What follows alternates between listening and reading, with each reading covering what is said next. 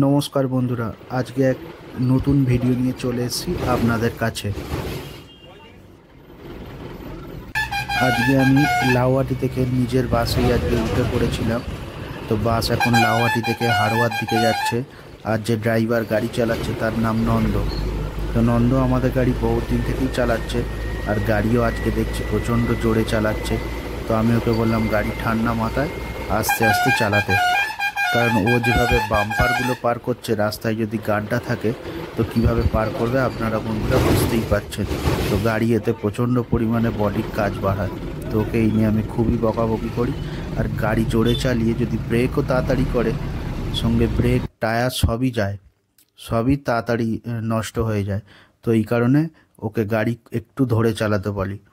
ধরে চালালে গাড়ির তেল সার্ভিসও পাবে। তো গাড়িতে আজকে আসার সময় দেখলাম কোনো প্যাসেঞ্জার সেরকম বেশি নেই, ফলে গাড়ি একটু হালকা হয়ে গিয়েছে, যার জন্যে গাড়ি লাফাচ্ছেও বেশি।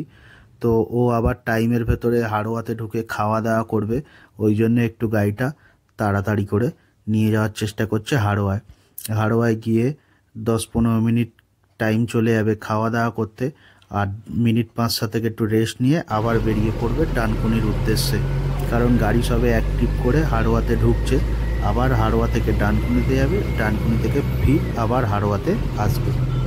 টানা 3 থেকে 3.5 ঘন্টা গাড়ি চালাবার পরে ওরা একটু স্ট্যান্ডে এসে একটু ফ্রেশভাবে থাকতে চায়, একটু গল্প করতে চায়, দাঁড়াতে চায়।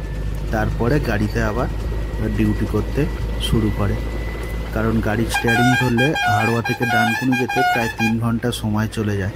তার ভেতরে যদি আবার জাম পড়ে তো আরও বেশি সময় চলে যায়। যেমন এখন প্রচণ্ড পরিমাণে ডানকুনিতে হাউজিংয়েই জাম হচ্ছে, দক্ষিণেশ্বরে জাম হচ্ছে, ডাললবে জাম হচ্ছে, শ্যামবাজার উল্টোডাঙা আসার সময়গুলোতে জাম হচ্ছে, যার কারণে ওরা একটু স্ট্যান্ডে বেশি টাইম কাটাতে চায়।